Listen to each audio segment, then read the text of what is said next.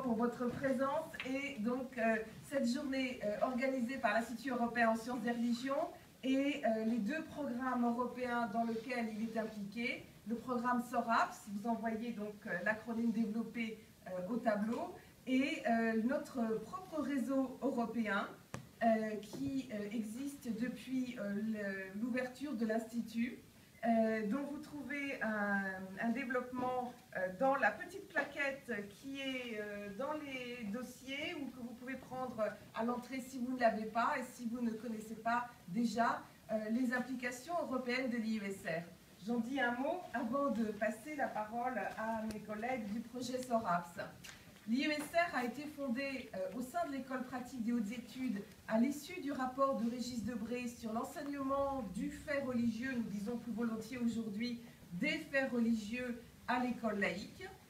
Très tôt, Régis Debray, qui, comme certains le savent, n'a pas une européophilie galopante, a néanmoins pensé qu'il était absolument indispensable de prendre en compte dans ses réflexions non pas simplement un contexte strictement hexagonal, mais bien une perspective européenne. Parce que ce qui nous rassemble aujourd'hui, les questions qui nous intéressent, la place des religions dans un enseignement laïque ou la place des religions à l'école, puisque dans les autres pays européens, la question se place un petit peu différemment, ne peut pas être traitée de manière isolée. Les difficultés que nous rencontrons ou les défis qui s'offrent à nous sont largement partagés, même si les réponses et les contextes sont spécifiques et différents. C'est bien la raison pour laquelle nous avons, avec ce réseau européen dont vous entendrez certains membres dès aujourd'hui ou demain, nous avons déjà, depuis plus de 10 ans, eu des rencontres à peu près tous les 2 ans et publié un certain nombre d'ouvrages dont vous pouvez trouver la liste sur notre site internet. Je pense en particulier au volume collectif « Le défi de l'enseignement des faits religieux à l'école, réponse européenne et québécoise », puisque dans ce colloque-là, nous avions également la participation de collègues venant du Québec et répondant aussi à leur manière à ces difficultés. Alors, dans la foulée de ces livres et de ces publications et de ces colloques, nous n'avons pas souhaité aujourd'hui reprendre la question générale de la place de cet enseignement au sein de l'école laïque. Cela a déjà été traité et je vous y renvoie. Nous avons souhaité nous attacher à un enjeu particulier qui est celui des idées reçues, des stéréotypes, de la manière dont on envisage l'autre, dont on construit un autre et par effet de miroir, dont on se construit soi-même par rapport à cette altérité. Et l'avantage, c'est que cette question rencontrait les intérêts d'un ensemble de projets européens, cette fois-ci financés par la Commission européenne, un projet Comenius puis un projet Erasmus+, pour lequel nous avons travaillé avec un groupe de pays piloté par la CA Foscari de Venise, et mes collègues vont vous en dire un mot dans un instant. Et je trouve que notre présence aujourd'hui répond déjà à 2 idées reçues, à 2 stéréotypes qu'on peut avoir sur la France ou sur ses positions actuelles. La surprise que nous avons eue en ouvrant ce programme, en ouvrant ces 2 journées, c'est de voir un nombre massif d'inscriptions. Comme c'est sur 2 jours, tout le monde n'est pas là en même temps, mais nous avons plus de 130 inscrits pour ces 2 journées, ce qui semblerait prouver que finalement les Français ne sont pas totalement inintéressés par les enjeux européens. Et d'autre part, dans ce programme, au cœur de ces 2 programmes, Comenius et Erasmus+, IERS et SORAPS, pour les nommer par leur petit nom, comme aime bien le faire la Commission européenne, eh bien, le pilotage a été assuré par une équipe italienne, la CA Foscari de Venise. Et je remercie en particulier le professeur Massimo Raveri et Giovanni Lapis qui a suivi plus particulièrement ces projets. Et j'ai grand plaisir aussi à saluer la présence d'autres collègues italiens dans la salle. Je crois que par les temps qui courent, ce n'est pas une mauvaise chose de rappeler l'importance de ces coopérations franco-italiennes et le caractère tout à fait essentiel que, pas simplement pour la culture, l'enseignement et l'éducation, les relations entre la France et l'Italie doivent continuer d'avoir. Mais cela ne m'empêche pas de mentionner la présence tout aussi essentiel évidemment dans ces deux projets de l'université Sidans du Danemark, de l'université de Salamanque, de l'université d'Augsbourg et de l'équipe italienne d'Oxfam. Donc c'est vraiment un projet collaboratif qui nous oblige à penser les choses autrement, à se décentrer, parce que des choses qui nous paraissent immuables vues à l'échelle française ne sont pas du tout prises en compte de la même manière. Et dans notre réseau européen IUSR, donc vous avez compris qu'il y a la conjonction de ces deux réseaux, la présence de Belges, de Suisses, également d'une collègue venant d'Albanie, même si les choses sont encore plus lointaines, et d'autres, et bien sûr de Grande-Bretagne et d'Irlande, puisque j'ai le plaisir également d'accueillir pour la première fois notre correspondant à Belfast, eh bien cela permet d'envisager des questions d'une autre manière. Mais s'il y a bien des points communs, je crois, dans cette diversité, c'est la force de certains préjugés et l'espoir que de la connaissance peut arriver une mise en perspective et une manière de lutter contre ces stéréotypes. J'en donne rapidement deux qui sont si connus qu'on va les évoquer demain, mais que vous les connaissez pour ceux qui travaillent avec des élèves et vous les avez en tête. Simplement rappeler, puisque hélas le contexte français l'impose à nouveau, que la présence juive en France est aussi ancienne ou même antérieure à celle de la Gaule romanisée, et que ce ne sont pas uniquement des religions d'importation, si l'on peut dire, mais ce serait aussi à rappeler pour des populations que les stéréotypes des médias ont encore plus tendance à montrer comme très éloignées. Les évangéliques, les mouvements du réveil se trouvent en France extrêmement tôt, dès les origines. Il y a un fort développement aussi au début du 19e siècle. Ce n'est pas une américanisation de la religion, comme on le dit si souvent. J'en passe et des meilleurs, mais au niveau de l'éducation nationale, et je sais que certains d'entre vous sont là à ce titre, dans les grandes préoccupations de l'année, la question de la lutte contre l'antisémitisme est revenue, hélas, dirais-je, parmi les priorités de ces dernières semaines et de ces derniers moments de formation. Donc voilà quelques éléments qui vont nous intéresser. Je n'en dis pas plus pour l'instant, puisque mes collègues de l'IUSR présenteront demain les modules qui ont été développés dans notre premier projet européen et qui permettent très concrètement de trouver des outils de travail, des documents, des aides à la leçon, pas des leçons toutes faites peut-être, mais est-ce que c'est ça qu'on cherche forcément? Un enseignant sait faire une leçon, il a simplement besoin de ressources fiables pour construire lui-même sa propre leçon, et cette manière un peu plus large d'envisager les choses nous a permis de faire une réponse adéquate à l'échelle européenne, parce que chacun des pays a ses manières de faire, ses programmes qui varient, et en France ils varient relativement régulièrement, et il n'aurait pas été possible de faire des réponses toutes faites, clés en main, adaptées à tout le monde. Et je crois que le parti que nous avons pris collectivement, et qui vous sera présenté demain matin, et je pense que ça sera un moment particulièrement précieux aussi dans ces deux journées, c'est de donner des éléments validés, scientifiquement rigoureux et également adaptés à la pédagogie de chacun des pays membres de notre réseau. Voilà, je passe la parole à Massimo Raveri et je le remercie à nouveau de nous avoir invités, l'IESR, à participer à cette succession de deux projets européens aussi stimulants.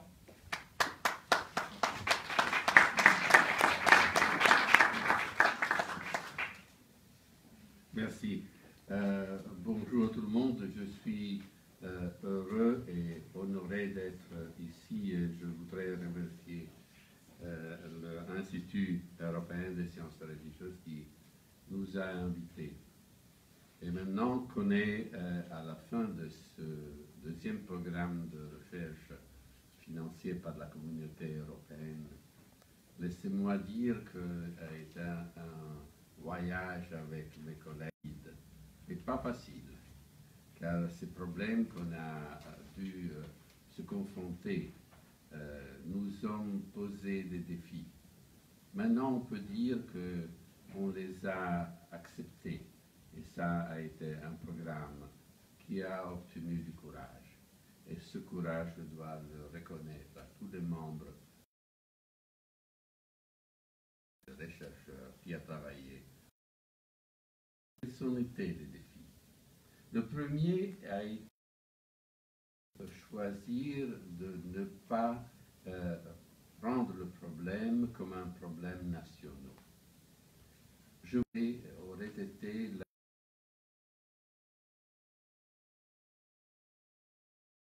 je connais l'histoire culturelle et religieuse de l'Italie. J'en sais rien de la religion de ce problème en France, en Allemagne, etc. Mais je pense que la décision qui a été difficile pour être conduite a donné des fruits valables. Et je me souhaite que ça va continuer, cette collaboration. Comme le professeur a dit, ça a été la richesse de ce programme, ça a été de se confronter des différentes perspectives, en sentant la unité culturelle que l'Europe a comme trésor. Mais tous les pays qui ont contribué, mais pas seulement la France, l'Allemagne, qui ont travaillé, la Danemark, mais des autres, l'Allemagne, ont des traditions de voir le problème, de le résoudre. Et la différence des perspectives, qui a été difficile même pour nous pour comprendre, où c'était le point dans lequel une culture se prenait sur ce problème, a été un enrichissement du projet.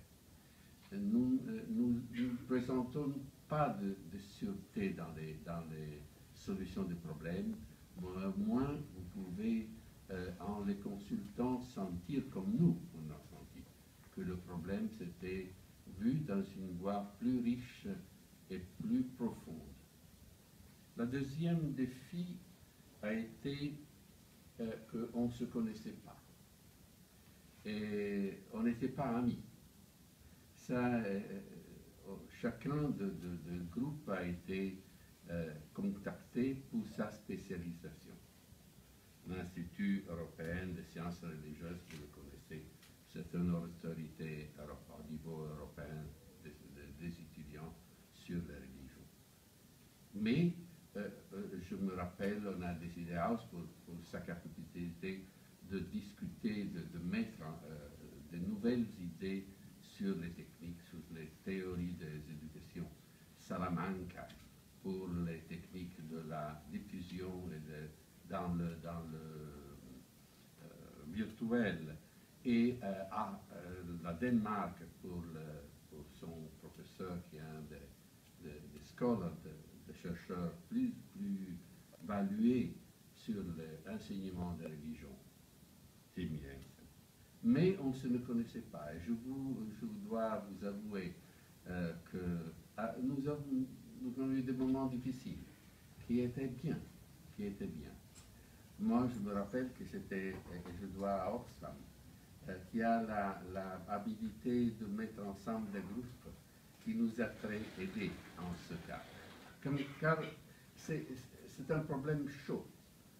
Et vous ne devez pas chercher l'uniformité. Nous, on a compris que c'était vraiment la différence des gens qui travaillent et qui voient le problème dans deux voies différentes, sur un thème comme ça, qui a donné aussi, étant si difficile, mais a donné de bons résultats. Comme si je voudrais remercier devant vous, à la fin de ce cours, l'Institut européen, le groupe de l'Institut européen des sciences religieuses, l'Université de Augsburg, l'Université de Salamanca, le groupe de l'Université de Southern Denmark et le groupe de Oxfam. Tous ont été précieux dans leurs différences.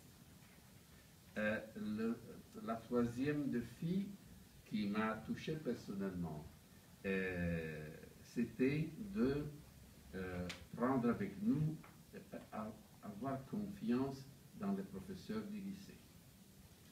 Car le projet était parti par l'université, dans une atmosphère d'université. À un certain niveau, on parlait, c'était drôle, si vous voulez. Maintenant, on peut le dire. on parlait des professeurs du lycée. On voulait leur enseigner sans sentir leur voix. Et heureusement, on a changé. Et ça n'était pas facile, car il y avait pas une confiance, une habitude à travailler ensemble, l'université et le lycée. Et ça dans tous les pays. Et ça, c'est ma personnelle découverte, d'avoir connu un milieu de gens intéressés, intelligents, qui prenaient le problème et qui nous a aidés avec des conseils, avec des suggestions, en tastant le terrain, en se mettant en jeu, en prouvant que c'était possible de faire et en nous critiquant. Ça a été le jolly de notre projet. Cette différence de perspective, et eux ont tout ma gratitude. Si notre programme peut dire quelque chose, c'est pour leur voix qui nous a guidés, leur intelligence, leur décision. Pour nous, pour l'université, c'est facile. On peut faire la recherche comme on veut.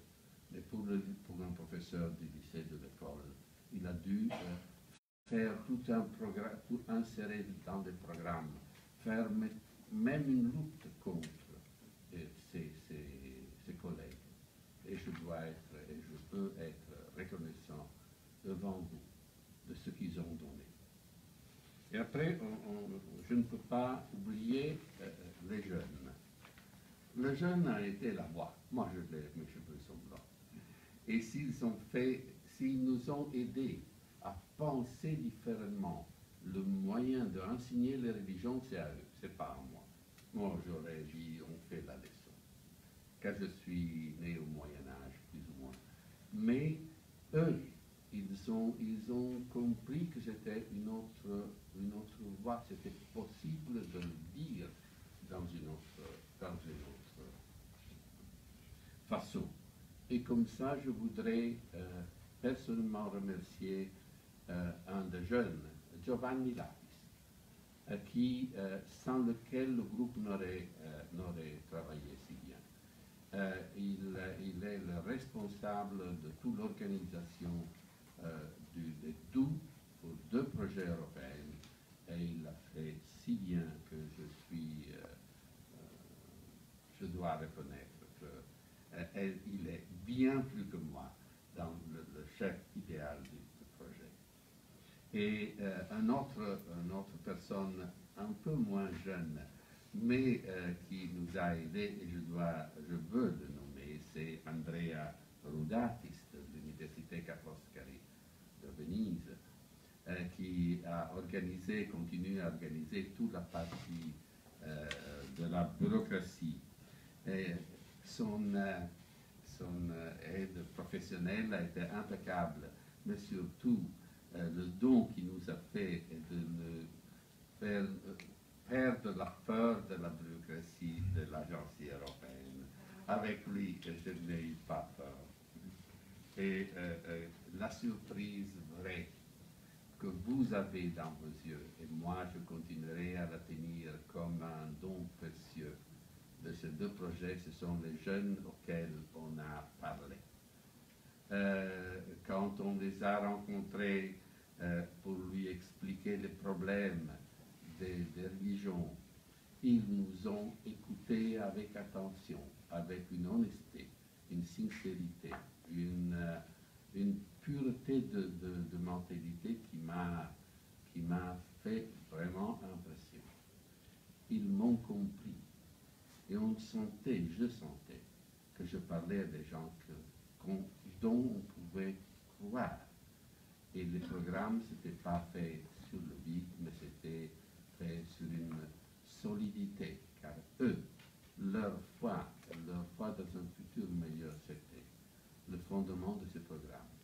Comme ça, je veux, même s'ils ne sont pas ici, je veux les remercier devant vous, car eux, ils ont donné à nous tous le courage de continuer et l'esprit de continuer encore pour des autres projets. projet, même étant une voix comme dans le désert, quelquefois on se sent bien, on parle et personne n'écoute. Non, non, c'est pas vrai. Eux, ils nous comprennent et eux, ils sont le futur. Et les projets sont faits pour eux et pour le futur. Je vous remercie.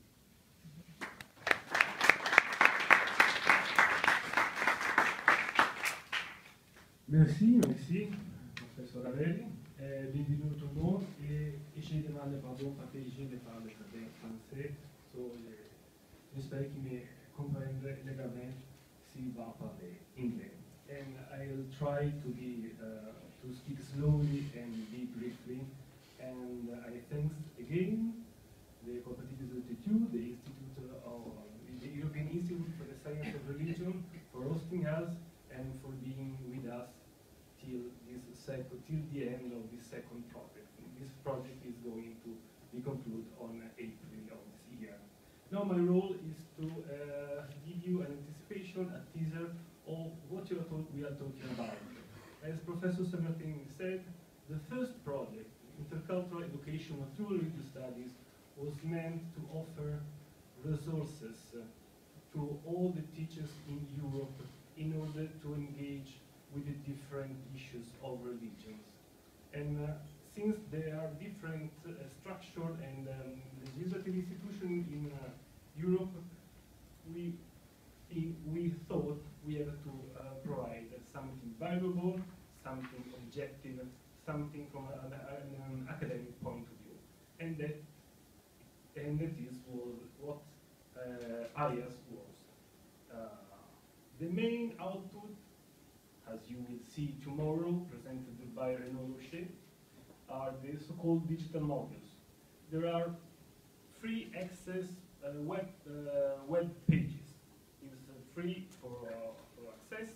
It's translated in all the European language of the consortium, including French, and is meant to offer first-hand resources. I mean, primary text, images, sounds, videos, so that from which you can start upon to create a lesson, but also valuable information from a scientific point of view on religions and facts about religions.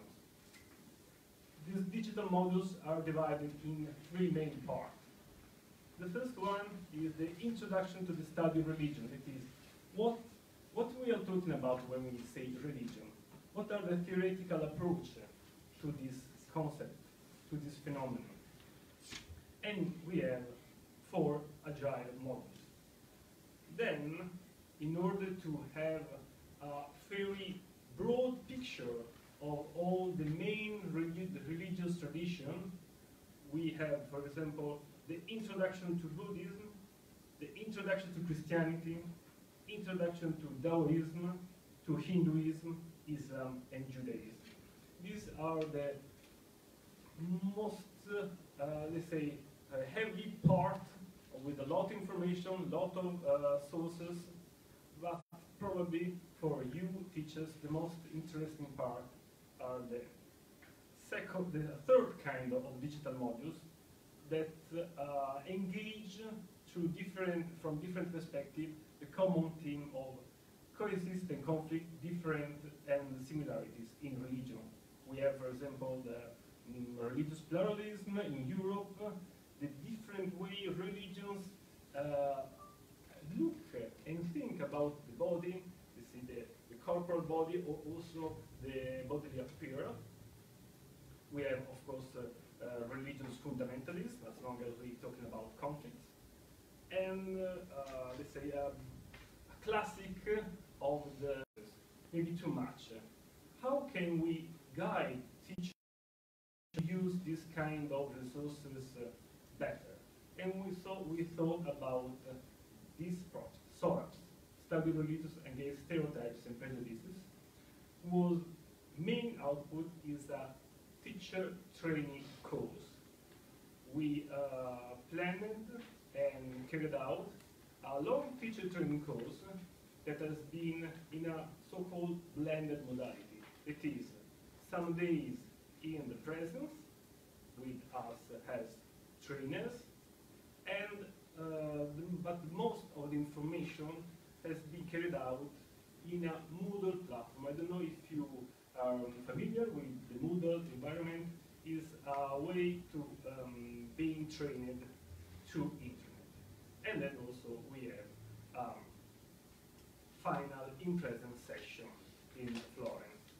The ideas, here we have really briefly the digital environment, and this will be at the end of the project freely available for everyone and translated in all languages of the consortium, in which basically we give the introduction to each modules by creating the synopsis of the main points and giving then the links to the digital modules. But this is just anticipation. We will see much more tomorrow. What I want to say is that we see these two projects, as you can imagine, in the same continuum, but also we want to add an important perspective, that's of stereotypes.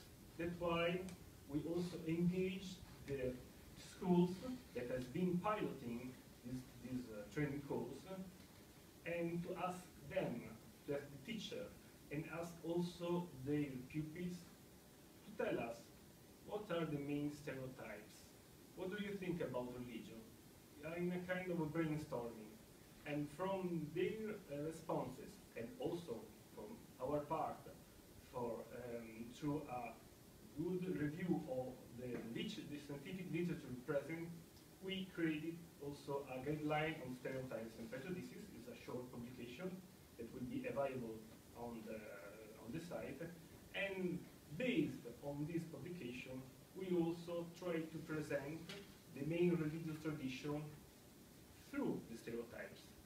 So you will have on one side the main fact about religions, but on the other side you will also have a discussion on stereotypes about each religion with links if you want to go more in deep.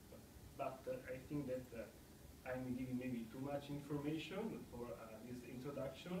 I really encourage you to come tomorrow to see more in detail our tools that we did with so much involvement, effort, and I hope that it will be useful